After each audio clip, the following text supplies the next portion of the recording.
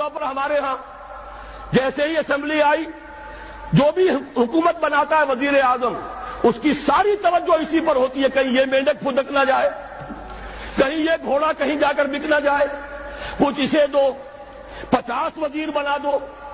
یہ بھی رہا ہے بلوچستان میں، شاید اب بھی ہے کہ جے یو آئی کے غالباً اس میں بلوچستان کی اسمبلی میں صرف 6 رکن ہیں اور 6 کے 6 وزیر ہیں۔ یہ تماشے اس پاکستان میں ہو رہے ہیں۔ کیوں؟ ایک بھی ہٹ گیا حکومت ختم، چند میڈک پھدک گئے حکومت ختم، چند گھوڑے بک گئے حکومت ختم۔ لہذا ساری توجہ اسی پر، کام کرے تو کیا کرے؟ کوئی نیک نیت آدمی ہو کوئی کام نہیں کر سکتا، اسے تو اپنی کرسی بچانے کی فکر ہو جاتی ہے۔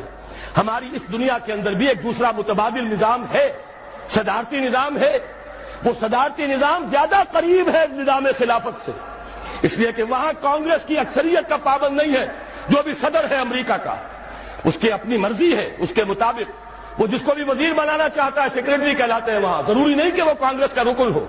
جس کو سمجھتا ہے باصلاحیت ہے، فورن پالیسی میں اس کی نظر بڑی گہری ہے، مالیات میں یہ شخص بہت ماہر ہے، اور یہ اگر الیکشن لڑ کے نہیں آ سکا کوئی جرم نہیں ہے، یہ اس قوم کا فرد ہے، اس کی صلاحیتوں سے فائدہ اٹھانا قوم کے لیے ضروری ہے، لہذا اسے بڑے سے بڑے منصب کے اوپر فائز کیا جا سکتا ہے۔ آخر اسی دنیا میں وہ نظام بھی ہے۔ بہرحال وہ نظام خلافت یوں کہنا چاہیے کہ صدارتی نظام بمقابلہ پارلیمانی نظام کے نظام خلافت سے قریب تر ہے۔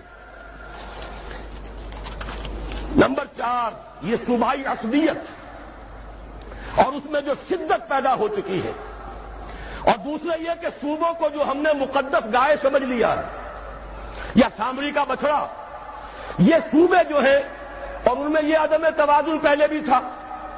ایک صوبہ مشرقی بنگال، مشرقی پاکستان، مغربی پاکستان کی پوری آبادی سے زیادہ آبادی رکھنے والا، اب بھی ہے پنجاب، تینوں بقیہ صوبوں سے زیادہ آبادی رکھنے والا، اور صوبے برابر۔ نتیجہ یہ ہے کہ پنجاب کو کبھی تو گالی کھانی پڑتی ہے، بلکہ کبھی کیا اکثر بڑے بھائی ہونے کے ناطے گالیاں